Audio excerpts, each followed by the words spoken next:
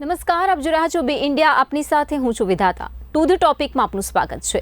બંગાળની રાજકીય ધરતી પર આજે એક નવો ઇતિહાસ લખાયો છે. 15 વર્ષથી જે ગઢ અજય મનાતો હતો એ મમતા બેનર્જીના શાસનનો અંત આવી ચૂક્યો છે અને આજે કોલકાતામાં વિજય હુંકાર કરતા કેન્દ્રીય ગૃહમંત્રી અમિત શાહે બંગાળની જનતાનો કોટી કોટી ધન્યવાદ માન્યો છે. શાહે પ્રચંડ અવાજે કહ્યું છે કે બંગાળની જનતાએ મોદી અને ભાજપ પર જે ભરોસો મૂકીને આ પ્રચંડ જનાદેશ આપ્યો છે તેના માટે મારી પાસે શબ્દો નથી. મેં આવો જનાદેશ મારા જીવનમાં ક્યારેય જોયો નથી. અમિત શાહે સ્પષ્ટ કર્યું છે કે આ જીત માત્ર ચૂંટણીની જીત નથી, પણ એ સોનાર બાંગ્લા તરફનું પ્રથમ કદમ છે. તો શ્યામા પ્રસાદ મુખર્જીના સપનાનું બંગાળ બનાવવાની જવાબદારી હવે શુભેન્દુ અધિકારીના શિરે છે. બંગાળમાં શુભેન્દુ અધિકારી હવે નવા મુખ્યમંત્રી તરીકે આવતીકાલે શપથ લઈ રહ્યા છે. તો તામિલનાડુમાં એક્ટર વિજય ગઠબંધન સાથે સત્તાની ચાવી પોતાના હાથમાં પ્રયાસ કરવા જે ચાલી રહ્યા છે, ત્યારે આસામમાં હિમંતા બિસ્વા શર્માએ ફરી પોતાની તાકાત બતાવી છે અને કેરળમાં દાયકાઓ પછી ડાબેરી કિલ્લો ધ્વસ્ત થયો છે. પણ શું સવાલ એ છે કે આ પ્રચંડ જનાદેશ પછી વિપક્ષ પાસે કોઈ રસ્તો બચ્યો છે? શું શુભેન્દુ અધિકારી બંગાળમાં સોનાર બાંગ્લાનું સપનું સાકાર કરી શકશે? આજે આ જ મુદ્દે શરૂ કરીશું મોટી ડિબેટ મિશન 2026 સત્તાનું સિંહાસન. જેના માટે આપણી સાથે જોડાઈ રહ્યા છે ભાજપ પ્રવક્તા ઉર્વિશ કંથારિયા, કોંગ્રેસ પ્રવક્તા નિકુલ પટેલ અને રાજકીય વિશ્લેષક પલ્લવી આચાર્ય. આપનું સ્વાગત છે. ઉર્વિશભાઈ, ખૂબ જ મહત્વપૂર્ણ વિજય અને ત્યાર પછી હવે આવતીકાલથી એક નવી જવાબદારી ભાજપના શિરે અને આટલા વર્ષો પછીનું શાસન જ્યાં દીદીનો શાસનનો અંત આવ્યો છે, એક નવી જવાબદારી સાથે કેવી રણનીતિ નવી?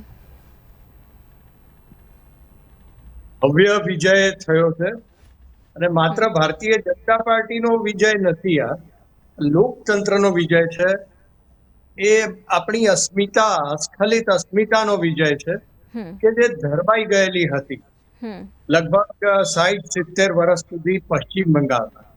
પશ્ચિમ બંગાળ આપણે સૌ જાણીએ છીએ કે એક એવું રાજ્ય છે કે જ્યાં દરેક પ્રકારની જે સાંસ્કૃતિક બાબતો છે, રાજકીય, આર્થિક, એનું એક મધ્યબિંદુ હતું એક સમયે અને ખૂબ જ સમૃદ્ધ રાજ્ય ગણાતું હતું. પરંતુ એનો વિકાસ, જે એની જે ક્ષમતા પ્રમાણેનો વિકાસ નહીં થઈ શકે.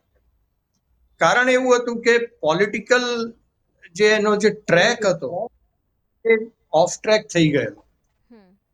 સંસ્કૃતિ પ્રમાણે જે રાજકીય તાદાત્મ્ય જે થવું જોઈએ એ થયું નહીં. રાષ્ટ્રવાદી તત્વો જે સકારાત્મક રાષ્ટ્રવાદ, સાંસ્કૃતિક વિકાસમાં માને છે, એક માનવીના વિકાસથી રાષ્ટ્રનો વિકાસ થાય છે એવું માને છે, એવા પક્ષને ત્યાં કોઈ રીતે પગ પેસારો ના કરી શકે એ પ્રમાણેનું રાજકારણ ત્યાં ગોઠવાય. સામ્યવાદ એટલે લોકતંત્રનો વિરોધ. અને ત્યારબાદ મમતા બેનર્જીની સરકાર આવી કે જેમણે ઘૂસણખોરી દ્વારા સમગ્ર દેશમાં અરાજકતા ફેલાવવાનું કામ કર્યું. અને ચૂંટાયા પછી ભારતીય જનતા પાર્ટી આટલી ભવ્ય રીતે ચૂંટાયા પછી પણ અમારા જે નેતા છે માનનીય શુભેન્દુ અધિકારીજી, એમના પર્સનલ આસિસ્ટન્ટ ચંદ્રનાથ રથ, એમણે એમનો જાન ગુમાવ્યો.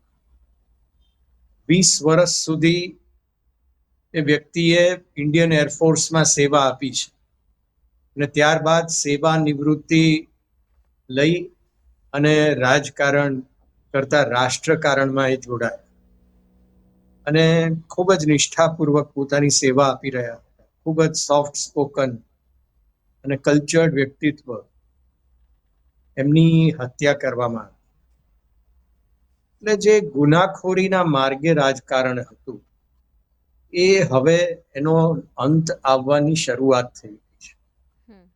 એ વાતનો આપણને આનંદ છે અને ગૌરવ છે કે જ્યાં જરૂર હતી ત્યાં આપણે આવી શક્યા અને બંગાળનો વિકાસ કરવાનો છે.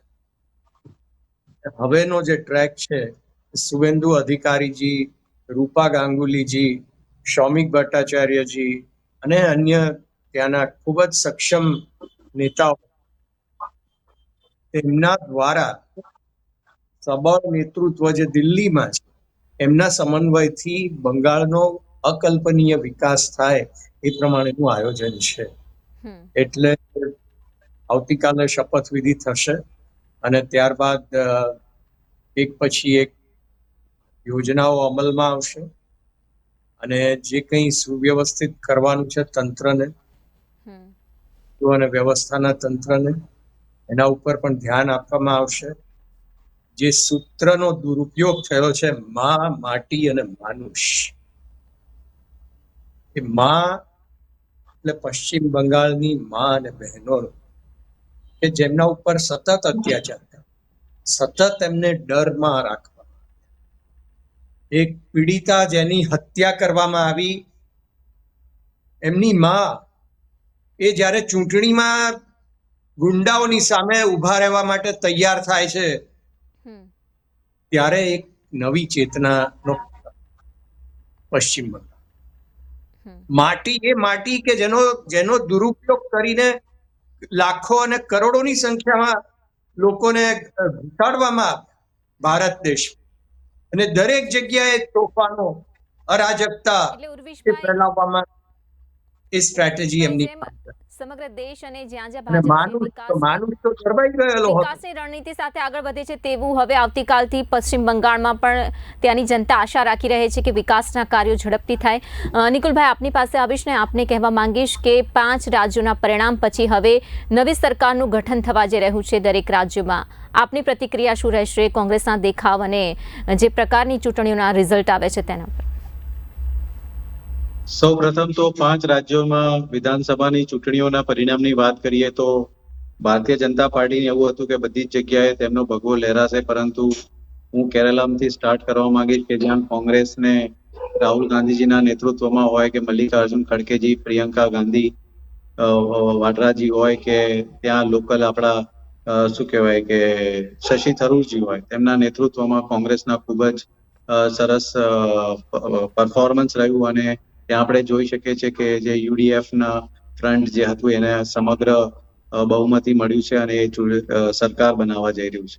તમે ત્યાં ભારતીય જનતા પાર્ટીને ખૂબ જ શું કહેવાય કે નબળી પરિસ્થિતિ રહી છે, ત્યાં એટલી સફળતા એમને મળી નથી.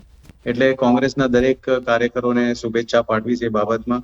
તમિલનાડુનું રાજકારણ કંઈક અલગ રહ્યું આ વખતે. બધા એક્ઝિટ પોલ્સના પરિણામો જેવા વિચારે તેવા ના આવ્યા, પરંતુ જે ટીવીકે એવા કોઈ પાર્ટીને જે બહુમત મળ્યા છે અને એમણે કોંગ્રેસનો શું કહેવાય ટેકો માંગ્યો છે અને અમે ટેકો બી જાહેર કર્યો છે, તો અમને આશાવાદ છે કે આવનારા દિવસોમાં જે બી થોડી ઘણા બહુમતી માટે સીટો ઘટે છે એ સંપૂર્ણપણે સરકાર જે બનશે એ કોંગ્રેસ સમર્થન વાળી સરકાર બનશે.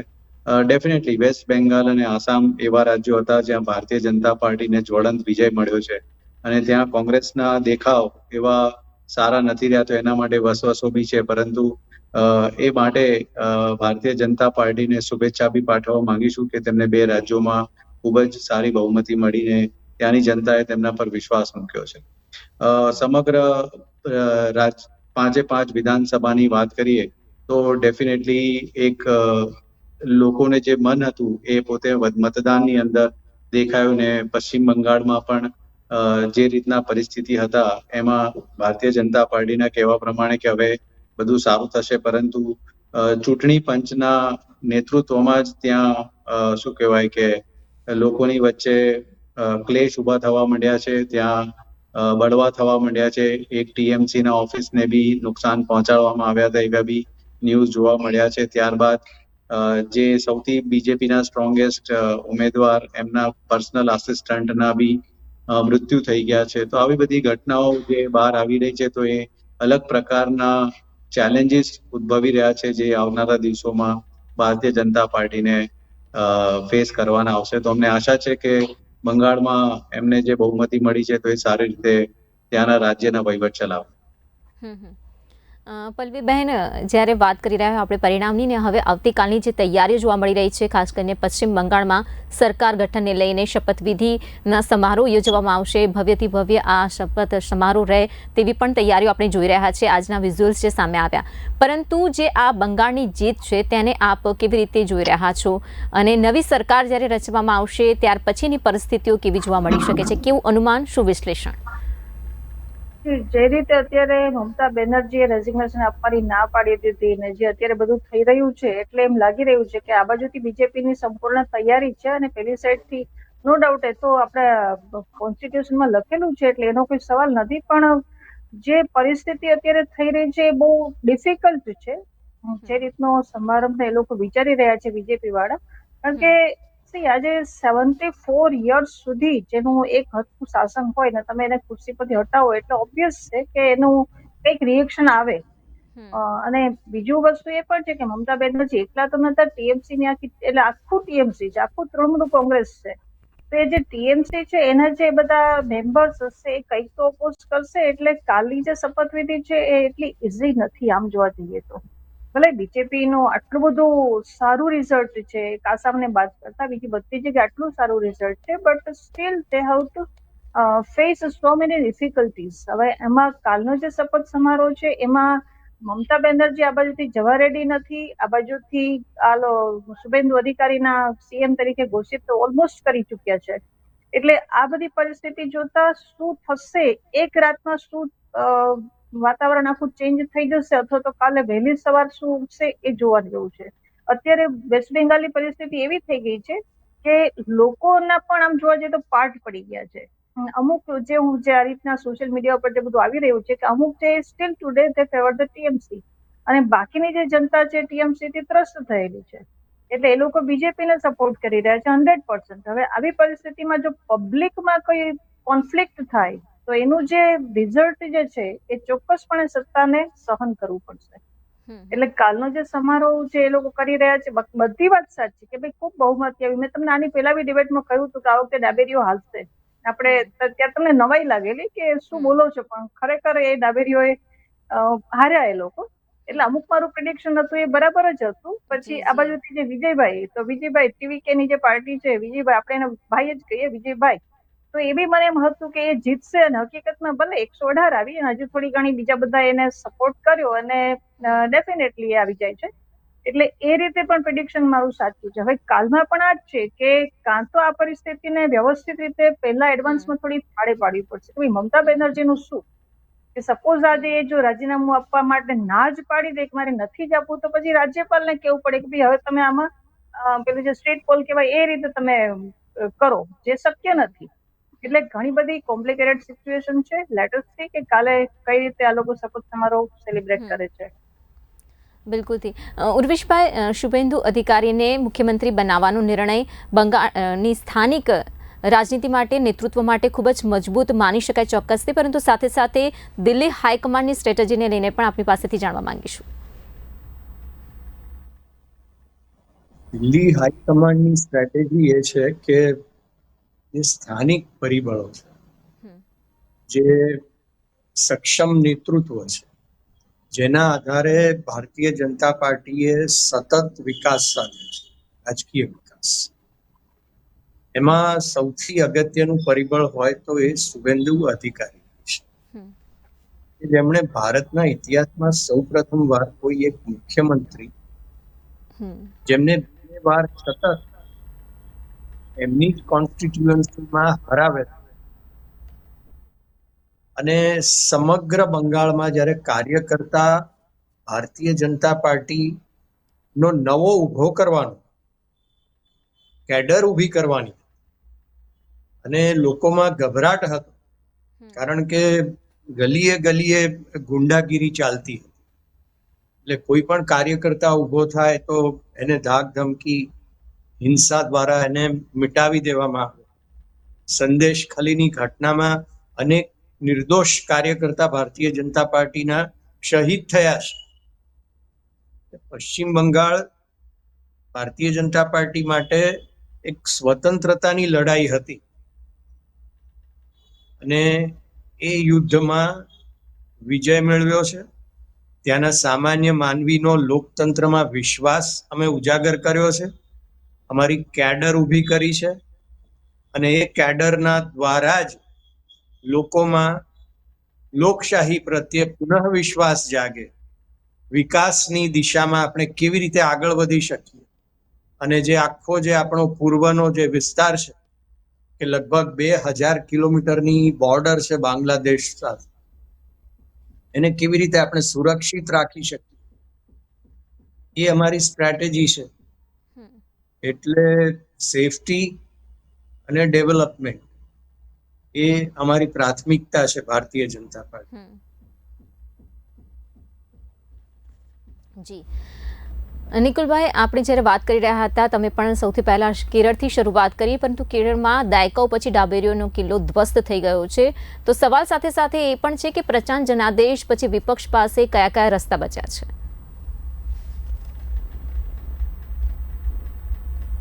આપનો ઓડિયો નથી આવી રહ્યો નિકુલભાઈ. કેરળમની વાત કરો છો? કેરળમ? જી જી, હા, તેની સાથે અન્ય પરિણામોને પણ જોડી રહી છું. ઓકે. સમગ્ર 5 વિધાનસભાની ચૂંટણીમાં જે બી સરકાર બનવા જઈ રહી છે એમની પાસે એક અલગ ચેલેન્જીસ છે, કારણ કે સરકારના પરિવર્તન થયા છે બધી જ જગ્યાએ. આમ જુઓ તો આસામ સિવાય બધી જ જગ્યાએ તમારા સરકારના પરિવર્તન જોવા મળે છે. પોંડિચેરીમાં એક છે, પરંતુ આપણે મેજર રાજ્યની વાત કરીએ તો કેરળમાં બી આપણે જોયું કે જે રીતના આઈ થિંક લેફ્ટના રાજ હતા ને લોકોએ કોંગ્રેસને મોકો આપ્યો છે. તમિલનાડુની અંદર આઈ થિંક ડીએમકે સરકાર હતા અને હવે ટીવીકે કરીને પાર્ટી છે એને મોકો આપ્યો છે. બંગાળની અંદર મમતા બેનર્જીના હતા અને એની જગ્યાએ ભાજપને મોકો આપ્યો છે. આસામ એક એવું રાજ્ય છે જ્યાં બીજેપીને રિપીટ મળ્યું છે. તો દરેક સરકાર પાસે પોતાના ચેલેન્જીસ છે. મેં કીધું એ પ્રમાણે સૌથી પહેલા વેસ્ટ બેંગાલની વાત કરું તો ચૂંટણી પંચ અને કેન્દ્રીય ગૃહમંત્રી એવું કહેતા હતા કે કોઈ પણ લોહિયાળ કે હિંસા વગરની ચૂંટણીઓ અમે કરવા શકવામાં સક્ષમ રહ્યા છે, પરંતુ આપણે જોયું કે કઈ રીતના ચૂંટણી સમયના અને ચૂંટણી બાદના આપણને જે દ્રશ્યો જોવા મળ્યા એ દર્શાવે છે કે કશે ને કશે જે દાવાઓ ભારતીય જનતા પાર્ટી તેમજ કેન્દ્રીય સરકાર અને ગૃહમંત્રી દ્વારા કરવામાં આવે એ પોકળ સાબિત થઈ રહ્યા છે. એટલે એક નવા ચેલેન્જીસ છે કે આવનારા દિવસોમાં વેસ્ટ બેંગાલના જે લોકો છે જે વિચારીને બીજેપીને મત આપ્યો છે કે એક સારું શાસન મળશે, તો એમાં કેટલા સફળ નીવડશે એ જોવાનું રહ્યું. તમિલનાડુની વાત કરીએ તો જે લોકો બી અત્યારે મેજોરિટીમાં આવ્યા છે એમણે એક ફ્રી બીઝની વાતો બી કરી છે અને એક એન્ટી ઇન્કમ્બન્સી તમિલનાડુના લીધે એમને એક ઓપોર્ચ્યુનિટી મળી છે. પરંતુ એ બધાની વચ્ચે આજે સંપૂર્ણ બહુમતવાળી સરકાર બનાવી શકવાના નથી એ લોકો. તો એવા સંજોગોમાં એમને જે પોલિસીસ કે એમને જે પોતાના પ્રોમિસીસ લોકોને આપ્યા છે એ કેટલા હદ સુધી પૂર્ણ કરી શકશે એ એક મોટી ચેલેન્જીસ રહેશે. ને એના એન્ટી ઇન્કમ્બન્સીમાં 5 વર્ષ પછી જો એમના પરિસ્થિતિ બી સાનુકૂળ ના રહે તો લોકો માટે શું ઓપ્શન રહેશે એ બી એક જોવાનું રહ્યું.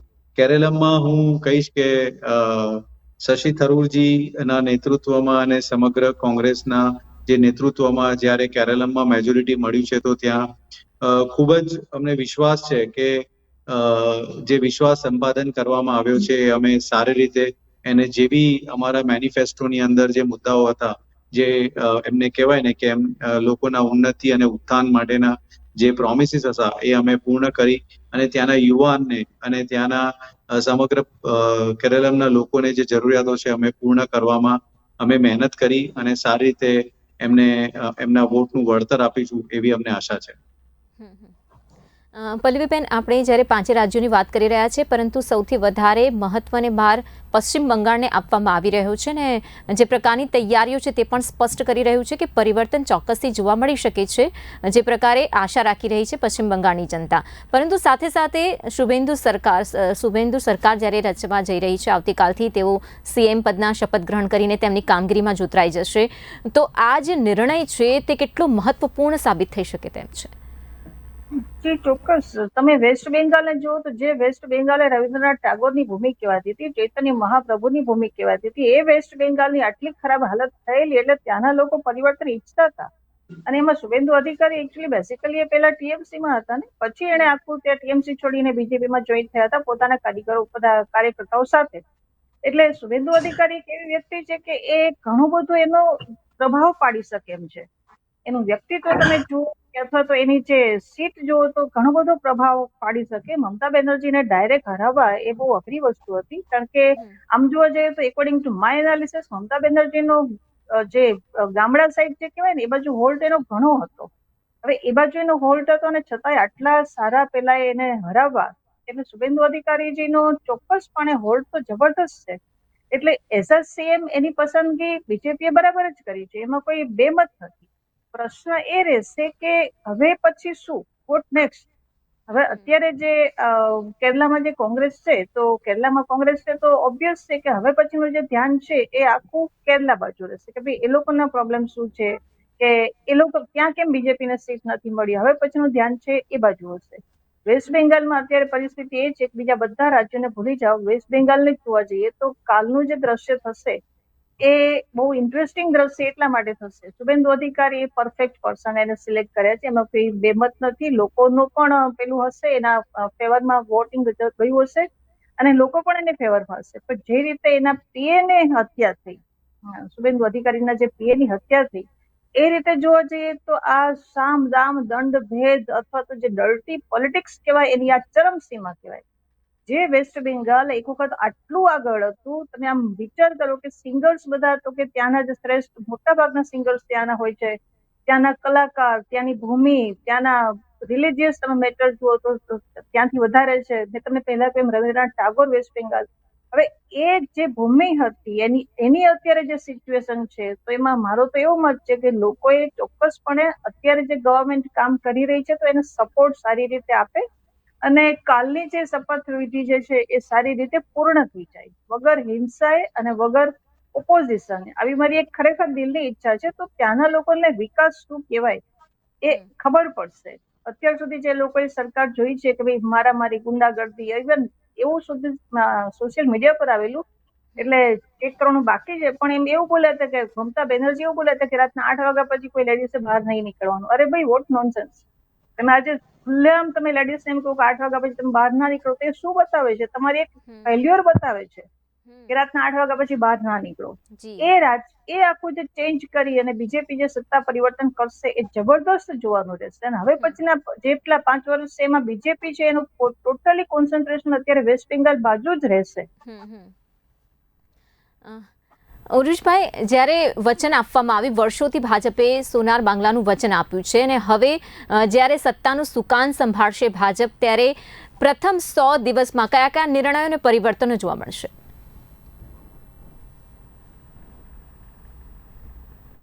ઉર્વિશભાઈ,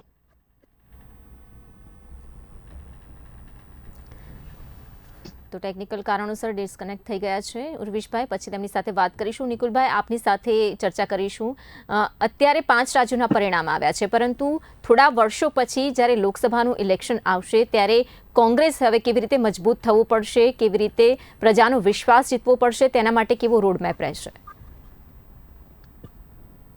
સાચી વાત છે. કોંગ્રેસે શું કહેવાય કે આખા દેશની અંદર તમે જોયું હશે કે 2024ની લોકસભાની ચૂંટણીમાં એક મજબૂત પક્ષ તરીકે પોતાનો રોલ પ્લે કર્યો હતો અને જ્યાં બી સીટ શેરિંગ કરવાનું હતું સમગ્ર દેશમાં, એ પછી ઉત્તર પ્રદેશ હોય, બિહાર હોય, નીચે સાઉથમાં હોય, બધી જગ્યાએ સારી રીતે રોલ પ્લે કરી અને જે ભારતીય જનતા પાર્ટી 400+ ની વાત કરતી હતી એને 240 સુધી રિસ્ટ્રિક્ટ કરવામાં સફળ રહ્યા હતા.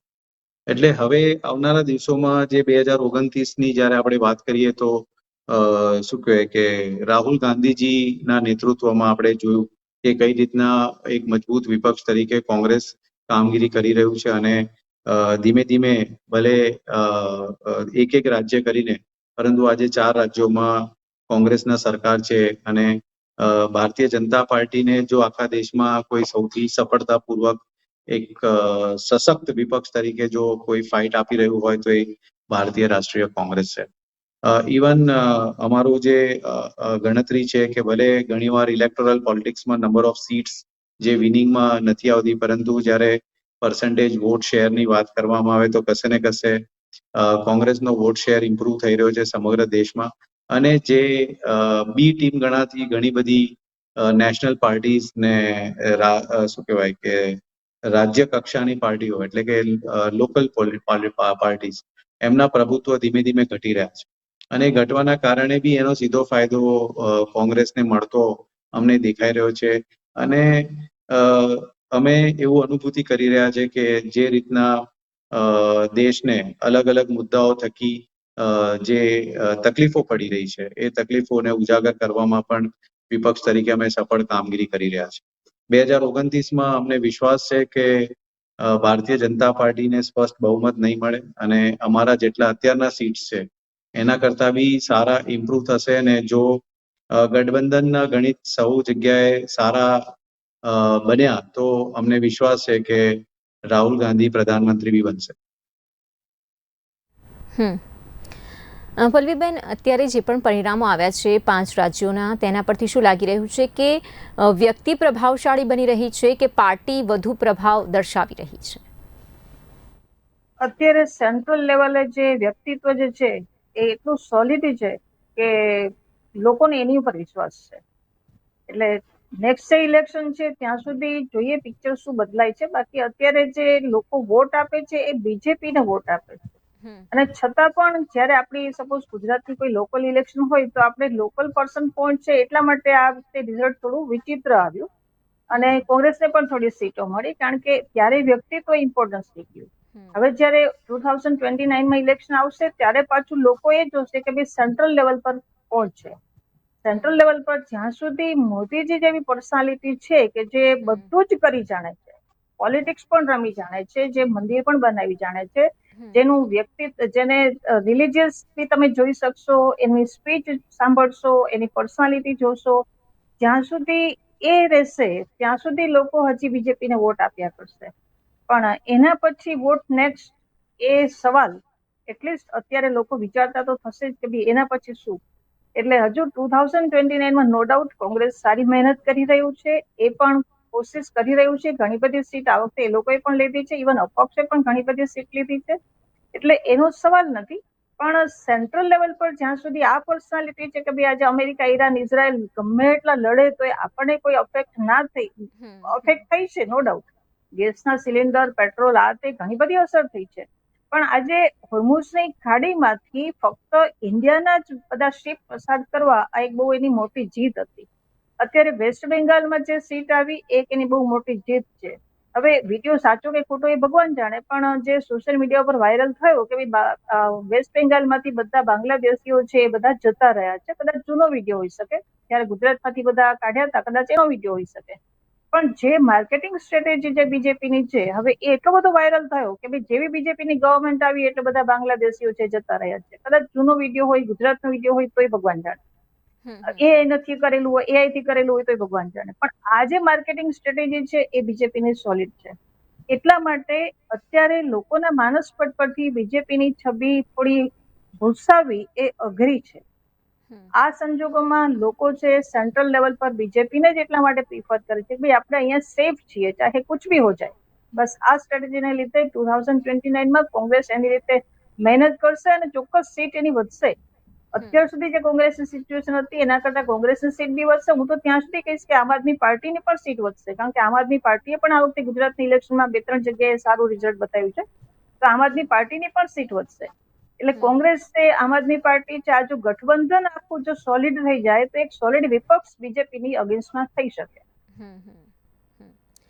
ઉર્વેશભાઈ, પહેલા આપને સવાલ કર્યો હતો પરંતુ આપ ડિસ્કનેક્ટ થઈ ગયા હતા. ફરીવાર એ જ વિષય પર આપની પાસેથી જાણવા માંગીશું કે જ્યારે સોનાર બાંગ્લા આ વચન ઘણા વર્ષોથી ભાજપ આપી રહ્યું છે અને હવે ખરેખર સત્તાનું સુકાન સંભાળવા જ્યારે ભાજપ જઈ રહ્યું છે ત્યારે પ્રથમ 100 દિવસ અતિ મહત્વના હોય છે. આ પ્રથમ 100 દિવસમાં કયા કયા મોટા નિર્ણયો અને પરિવર્તનો જોવા મળશે? બાંગ્લા એ અમારું મિશન છે ભારતીય જનતા પાર્ટીનું, કે એ જે ભવ્ય વિરાસત હતી બંગાળની એને પુનઃસ્થાપિત કરી. હવે એના માટે ઠોસ જમીની સ્તરે શું થવાનું એ અત્યંત મહત્વની વાત છે. જનમાનસમાં પણ એ ક્યુરિયોસિટી છે. બેઝિકલી જે કેન્દ્ર સરકારની યોજનાઓ છે એ રોકી રાખવામાં આવેલી હતી પશ્ચિમ બંગાળ. ઉદાહરણ તરીકે આયુષ્માન યોજના.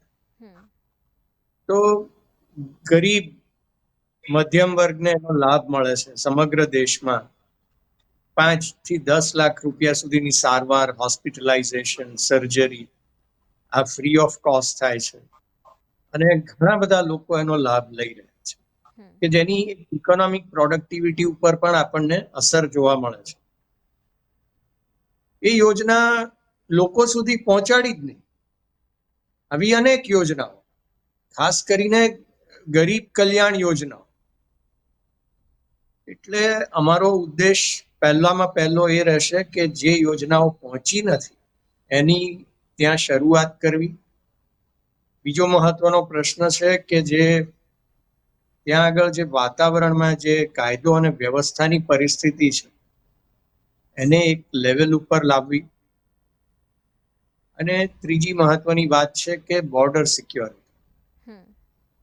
આ ત્રણ એવા મુદ્દા છે કે જે ઇમિડિયેટલી સોનાર બાંગ્લાની દિશામાં ઠોસ રીતે જનતાને અહેસાસ કરાવે કે કંઈક થઈ રહ્યું છે. એ પ્રમાણે ભારતીય જનતા પાર્ટી પોતાના કાર્યનો શુભારંભ કરશે કાલથી.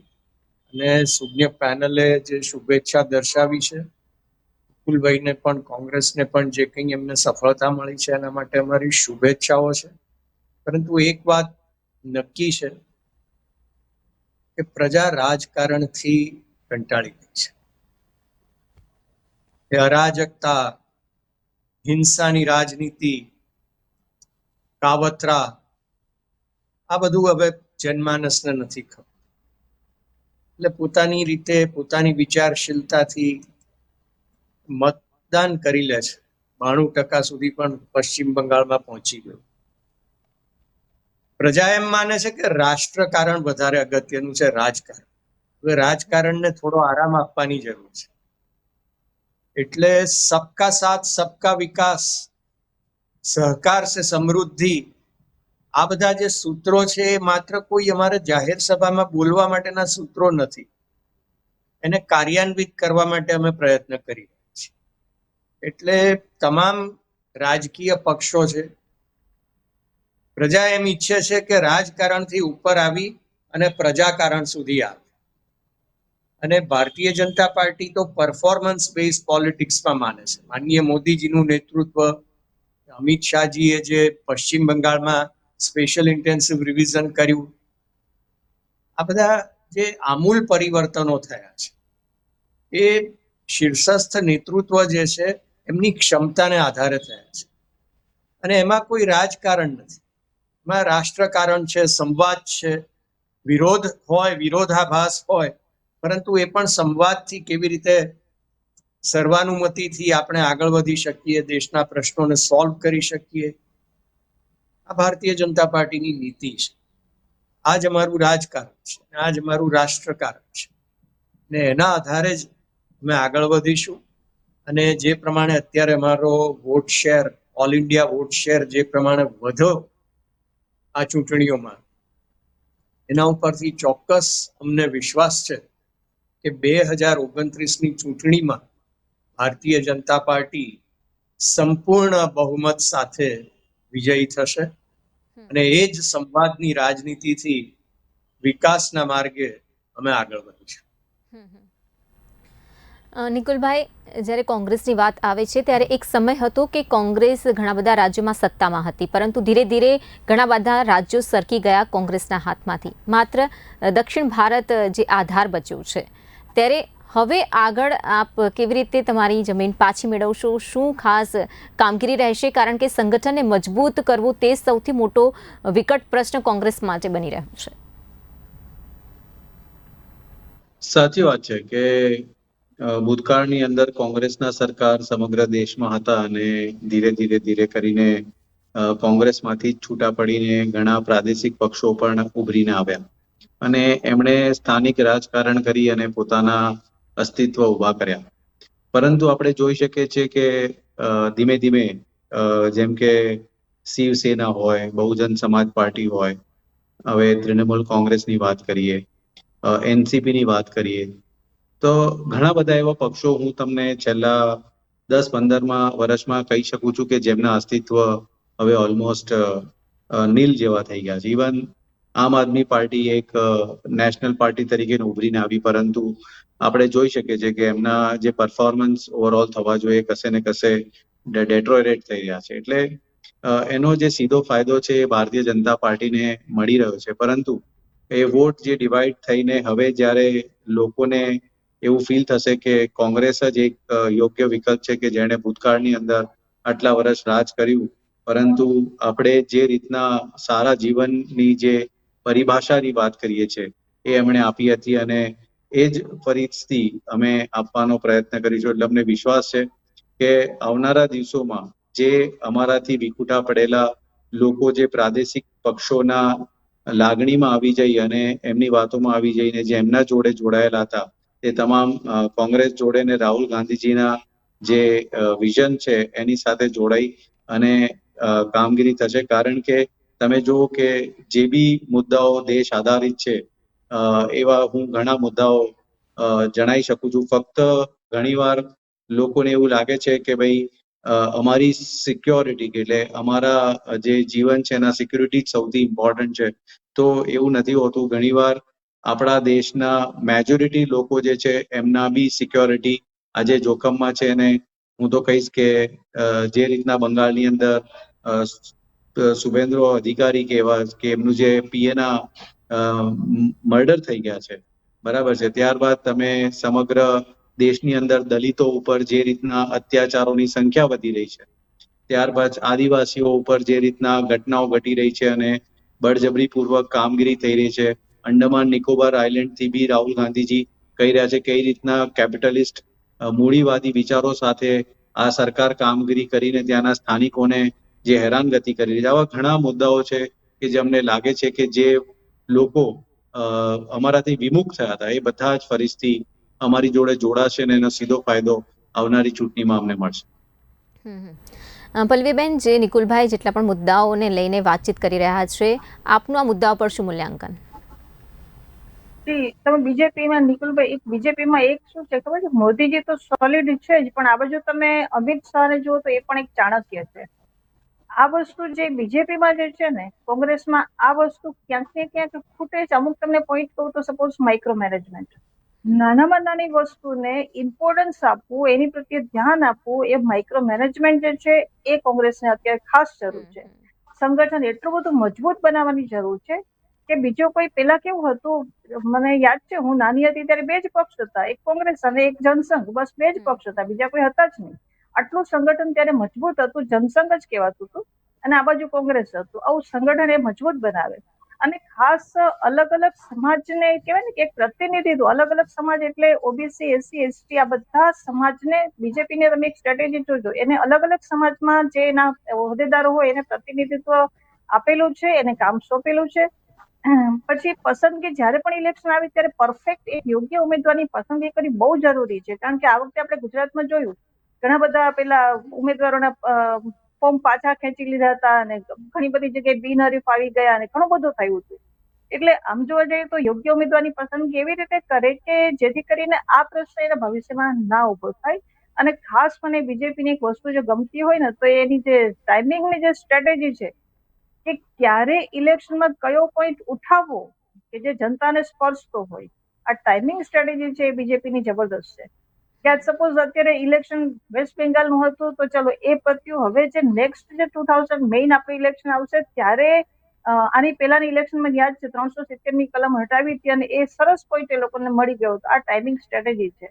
એટલે અમુક આવા જે પોઈન્ટ છે કે વિરોધીઓને નબળા કેવી રીતે બતાવવા, અથવા તો ગાળ દઈને નહીં, કોઈ અપશબ્દનો યુઝ કરીને નહીં, પણ એવી રીતે વિરોધીઓને નબળા બતાવે કે લોકોને એમ થાય કે ના ના ખરેખર આ વાત સાચી છે.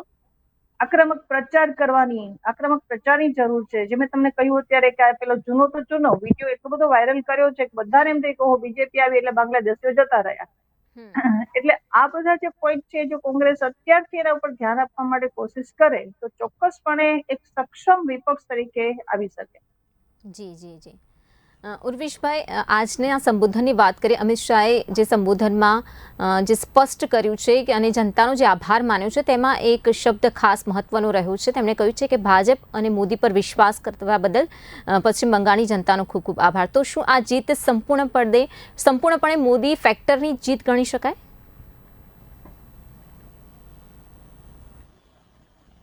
આભાર વ્યક્ત કર્યો છે અમિત શાહજીએ, બહુ સ્વાભાવિક છે.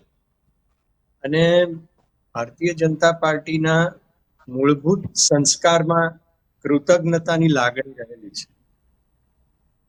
તમે કરતા જુઓ, ભારતીય કરોડો કાર્યકર્તા છે, એ પ્રજા સાથે જે રીતે સતત સંવાદમાં, સતત સંપર્કમાં રહે છે, ગમે તેવો પ્રશ્ન હોય, પ્રશ્નથી એ લોકો ડરતા નથી. પ્રશ્નને સાંભળે છે અને એના સોલ્યુશન માટે પ્રયાસ કરે છે સનિષ્ઠ. પરિણામે ભારતીય જનતા પાર્ટીનો સ્વીકાર વધતો જાય છે. પશ્ચિમ બંગાળમાં ખાસ કરીને જ્યારે વાતાવરણ હતું એવું કે કોઈ પોતાની પોલિટિકલ આઈડેન્ટિટી જાહેર કરવા માટે ડરતા હતા લોકો, સામાન્ય નાગરિક. મતદાન કરવા જાય તો એમના નામે મતદાન ઓલરેડી થઈ ગયું હોય. આ પરિસ્થિતિમાં ત્યાં કેડર ઊભી કરવી, એમનો ઉત્સાહ જાગૃત કરવો અને એ ઉત્સાહથી જનમાનસમાં પહોંચવું અને 92% વોટિંગ કરાવવું અને આટલો ભવ્ય વિજય મેળવવો કે જ્યાં આટલી સ્ટ્રોંગ કેડર બેઝ પાર્ટીઝના દાયકાઓ જૂના ગઢ છે, એ અમારા માટે બહુ જ મોટી વાત છે. અને ભારતીય રાજકારણમાં આવેલો આ એક ઐતિહાસિક વળાંક છે. આનાથી જે આપણી જે રાજનીતિ, જે લોકતંત્રની જે શૈલી જે બદલાઈ છે, એ આગામી સમયમાં આપણને કહેશે કે કેવી રીતના આપણે વિકાસના માર્ગે આગળ વધી રહ્યા છીએ. એટલે પશ્ચિમ બંગાળની જનતાનો ખાસ કરીને આભાર. એમણે એના ઉપર જ કોન્સન્ટ્રેટ કર્યું, પશ્ચિમ બંગાળ ઉપર. કારણ કે પશ્ચિમ બંગાળ તમે જીતી અને ત્યાં વ્યવસ્થિત વહીવટ તમે કરી શકો તો સમગ્ર દેશના 50% પ્રોબ્લેમ્સ ત્યાંથી ઓરિજિનેટ થતા હતા. એ પ્રકારની રાજકીય કોન્સ્પિરસી કાવતરા ત્યાંથી ઘડાતા હતા. ત્યાંથી મેન પાવર ઇમ્પોર્ટ થતો હતો, અરાજકતા ફેલાવવા ગુજરાત સુધી. એટલા માટે અમિત શાહજીએ આભાર માન્યો છે, હૃદયપૂર્વક આભાર માન્યો છે. અને આ લાગણીશીલ પ્રજા છે અને બૌદ્ધિક પ્રજા પણ છે. એમાંથી જે રત્નો આપણે જોયા છે કે ભારતીય સંસ્કૃતિમાં એમનું પ્રદાન, જે 70 વર્ષથી એમની વિચારધારા ધરબાઈ ગઈ હતી, ડોક્ટર શ્યામા પ્રસાદ મુખર્જી, તો એ પાછું રિવાઇવ થઈ રહ્યું છે. કાલે ગુરુવર રવિન્દ્રનાથ ટાગોરની તિથિ છે, જન્મતિથિ છે, ને એ દિવસે શપથવિધિ કરી અને એ સંસ્કૃતિ સાથે કેવી રીતના સંવાદ સાધે છે ભારતીય જનતા પાર્ટી, એનું પ્રતિબિંબ છે. અને આવનારા સમયમાં એ કયા સ્તરે અમે લઈ જઈશું એ તો સમય જ કહી શકશે, પરંતુ અમારી જે નિષ્ઠા છે એ રાષ્ટ્ર પ્રત્યે છે. એક રાષ્ટ્રના એક વ્યક્તિનો વિકાસ કરીને અમે રાષ્ટ્રનો વિકાસ કરવા, એ દિશામાં અમે આગળ વધી શકીશું. અને એના માટે અમને જે તક આપવામાં વેસ્ટ બંગાળની પ્રજામાં કે આસામમાં કે પુડુચેરીમાં કે જ્યાં પણ અમને બીજે થોડી, કેરલામાં પણ અમને સ્વીકૃતિ થોડીક મળી છે, એના માટે અમે પ્રજાનો, જનમાનસનો હૃદયપૂર્વક આભાર માનીએ છીએ. જે વાત આજે અમિત શાહજીએ ભારતીય જનતા પાર્ટીના પ્રતિનિધિ તરીકે કરી. નિકુલભાઈ, આપને એ પૂછવા માંગીશ કે કોંગ્રેસ પાસે અત્યારે એવો કોઈ મજબૂત ચહેરો જે પીએમ મોદીના ચહેરા સાથે સીધી ટક્કર આપી શકે રાષ્ટ્રીય લેવલે?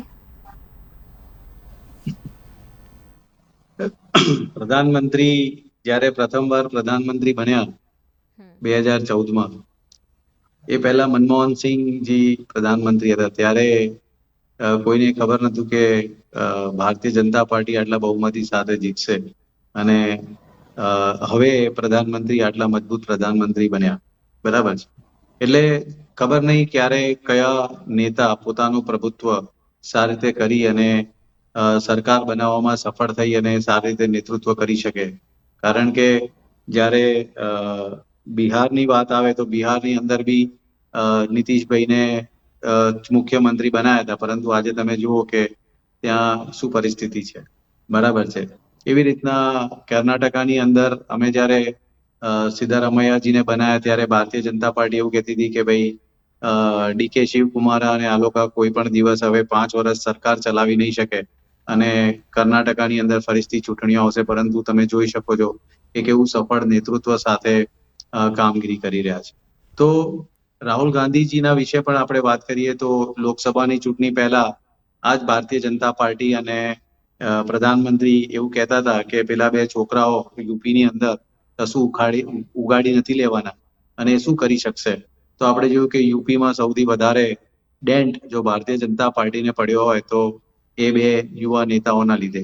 અને આજે જ્યારે ભારતીય જનતા પાર્ટી એવું કહેતી હતી, ઇવન પ્રધાનમંત્રી એવું કહેતા હતા કે કોંગ્રેસને તો વિરોધ પક્ષના પદ બી નહીં મળે એવી સીટો આવશે, પરંતુ આપણે જોયું કે કઈ રીતના રાહુલ ગાંધીજીએ સિંગલ હેન્ડેડલી પોતાની રીતે આખા ચૂંટણીના કમાન સંભાળી અને 100 જેટલી સીટો કોંગ્રેસને અપાવીને વિપક્ષનો પદ બી લીધો. અને વિપક્ષના પદ લીધા પછી હજી શાંત નથી.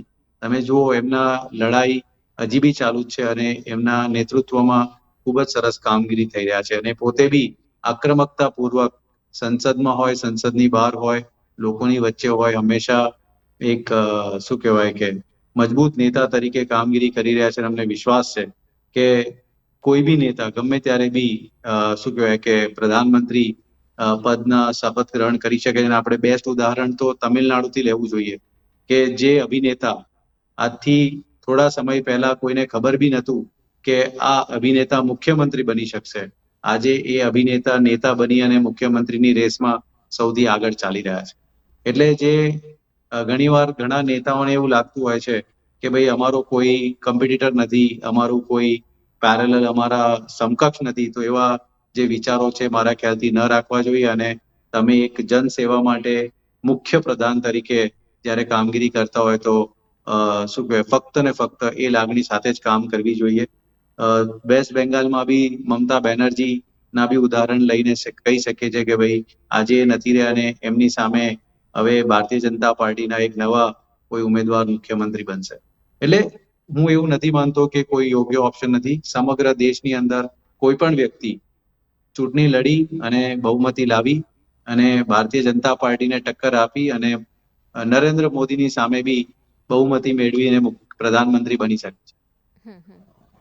પલ્લુબેન, અંતમાં આપને પૂછવા માંગીશ કે અત્યારની જેટલી પણ પરિસ્થિતિ આપણે જોઈ છે રાજકારણમાં, 5 રાજ્યોના પરિણામ હોય ને હવે સત્તાનું સિંહાસન સંભાળવાની વાત હોય, શું આપ કહેવા માંગો છો? હું તો ઈચ્છું કે બીજેપીને એક સક્ષમ એક પાર્ટી મળે, સક્ષમ એક વિપક્ષ મળે અને એવો સોલિડ વિપક્ષ હોવો જોઈએ કે જે બીજેપીને they can ask the question to BJP કે ભાઈ આવું શું કામ. એના માટે ખાલી એક જ કે રાહુલ ગાંધી બહુ એ યુથમાં આઈ થિંક યુથના નેતા કે એવું કંઈક હતા, એ યંગ જે હતા લોકો, એ રાહુલ ગાંધી જયારે એન્ટ્રી થઈ ત્યારે એક યુથનો ચહેરો ફેસ કહેવાતા હતા, યુવાનોનો ચહેરો કહેવાતા હતા. અને પછી શું થયું, અચાનક શું ટર્નિંગ પોઈન્ટ આવી ગયો અને આવી રીતે બધું ચાલુ થયું. એટલે રાહુલ ગાંધીમાં એવું નથી કે રાહુલ ગાંધીને ખ્યાલ નથી આવતો, પણ એની જે સ્પીચ, એની જે બોલવાની સ્ટાઇલ અને અમુક જે વોકેબ્યુલરી છે, કે સપોઝ આપણે બી શુદ્ધ ગુજરાતી નથી બોલી શકતા, બસ સેમ પ્રોબ્લેમ છે એ રાહુલ ગાંધીનો છે. એટલે અમુક જગ્યાએ જે સ્પીચ, અમુક જગ્યાએ આપણે કહીએ કે કન્ટેન્ટ રાઇટર, એમ થાય કે આ કન્ટેન્ટ રાઇટર એક વ્યવસ્થિત રાખી લે અને એ જે આખું બનાવે, એની જે કન્ટેન્ટ રાઇટિંગની જે તમે સ્પીચ જોજો તો એ રાહુલ ગાંધી જો સરખી રીતે પેલી પ્રિપેર કરે તો લોકોના માનસ સુધી પહોંચી શકશે.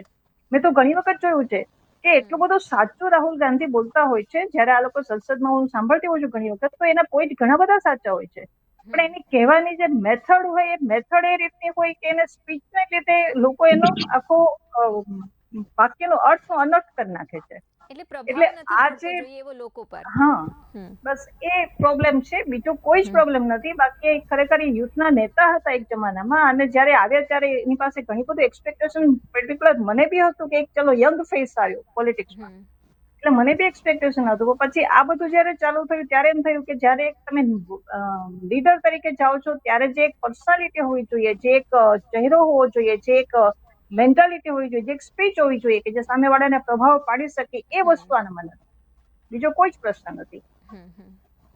જી પલ્લવીબેન, ઉર્વિશભાઈ, નિકુલભાઈ, આપનો આભાર. આ ચર્ચામાં આપે ભાગ લીધો અને મહત્વપૂર્ણ મુદ્દાઓ પર ચર્ચા કરી. આભાર. તો આજની આ ચર્ચા પરથી એક વાત સાફ છે કે 2026ના પરિણામોએ 2029ની ફાઇનલ મેચની પીચ જાણે કે તૈયાર કરી દીધી છે. અમિત શાહના શબ્દોમાં કહીએ તો આ જીત તૃષ્ટિકરણ અને ભયના રાજકારણ સામે જનતાનો જવાબ છે. બંગાળમાં હવે સિન્ડિકેટ રાજ અને ભ્રષ્ટાચાર સામે જે જંગ છેડાઈ છે તેની કમાન શુભેન્દુ અધિકારીના હાથમાં છે. તો બીજી તરફ દક્ષિણ ભારતમાં તમિલનાડુ અને કેરળના બદલાયેલા સમીકરણોએ રાષ્ટ્રીય રાજકારણને નવી દિશા આપી છે.